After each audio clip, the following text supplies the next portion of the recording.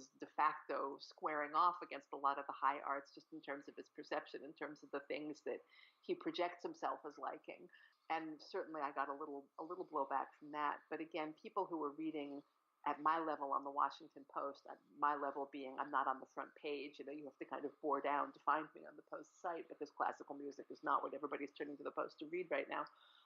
So by the time people find me, it's a little bit of a self-selecting circle. So I don't think I have seen more nastiness. I have gotten a little pushback on Twitter sometimes, social media being a gray area because I'm not representing the Post officially on social media, and yet there's an assumption that I ought to, do my employer proud on social media. But I have made a few political tweets that weren't completely in line with my employer, and I've gotten, hard pushback from one or two people on that. But again, if I listened too much to one or two people, I would have had to quit this job about 20 years ago. So it doesn't really bother me. All right. And then I think the final question that I have for you is whether you think that there has been sort of an increased interest among people in supporting sort of high culture, so to speak, in supporting the arts, in going to opera and things like that. I think one of the things we're seeing as a sort of counter reaction to the Trump presidency is, lots of people now buying subscriptions to the Washington Post and the New York Times specifically because he's calling them out. So I'm wondering, in reaction to sort of the anti-elitism of Trump and Trump supporters, are people showing increased interest in things like the opera, or is there really very little effect? That's a really good question. In the wake of the election last year, as this year was coming to an end, I know for a fact with a couple of institutional leaders of big institutions that fundraising was up because the donors were writing checks and saying, here, take this, you're going to need more money. It wasn't quite like the giving that was going to Planned Parenthood, but there was a sense that we need to bolster up our institutions against what may be a battle or a drought.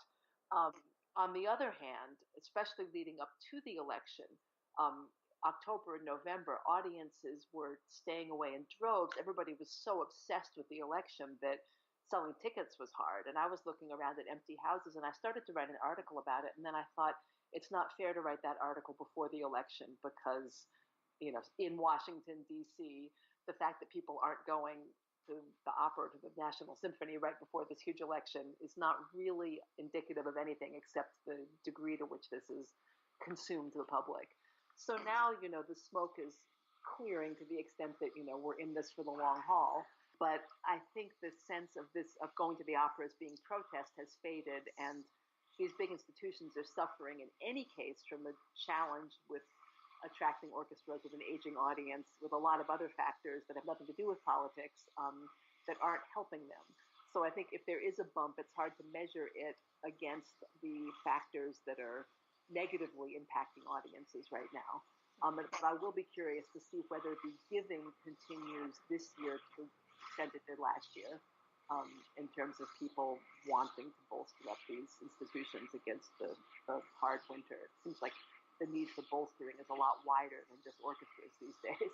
Right, yeah. Okay, well, do you have any final thoughts or things that you wanted to make sure to talk about?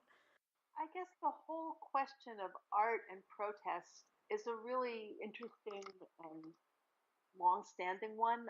I know that people have talked about the novels of exile, like Milan Kundera, who wrote very brilliantly while he had a restrictive government to push against. And when the government fell and Václav Havel took over in the Czech Republic, Kundera's writing didn't quite have that bite anymore, or so it seemed, or it could just be that he got older or whatever. But the idea that, a situation of protest can be a galvanizing situation for artists, it's easy and facile to romanticize this as well. And it's a little bit more mushy in terms of what we're resisting right now, in the sense that for the majority of artists who are worried about it at the moment, freedom is not directly being impacted, which is not to minimize the concerns of immigrants, of the LGBT community, of women, of everybody who feels increasingly under threat, and not, most of all, artists of color. The general level of threat has gone up, yes, but I don't think that artists in particular are feeling more persecuted, except on a general level. But it will be interesting in 4 or 5 years to look back and see what kind of art this climate has produced. I'm sure there'll be a little bit of a difference. There'll be a bump in some way. All right. Well, thank you so much for speaking with me. This has been really interesting to me. This whole episode, which unfortunately you haven't gotten to hear the other segments yet, but I think it's been a really interesting look at something that when people think about politics in general, they don't necessarily think about the relationship to art, but we're hearing such interesting things. So I can send a couple of links to articles. The Washington Post did an article talking to different performing artists about how this had or hadn't affected them, and that might be interesting. I don't know if you have any website where you can put that kind of thing up. But. yeah, we can certainly post that link. That would be really interesting. All Great. Well, right. thanks so much for having me. Yes, thank you so much. Our theme music is called Sweeter Vermouth and was composed by Kevin MacLeod of Incompetech.com. It is licensed under Creative Commons by Attribution 3.0 license. Our logo was created by Matthew Weflin, expressly for Two Broads Talking Politics, and is copyright 2017. You can contact us at twobroadstalkingpolitics@gmail.com or at twobroadstalk on Twitter. Our podcast can be found on iTunes, Stitcher, Google Play, and TuneIn. Please let us know if you have any trouble finding us.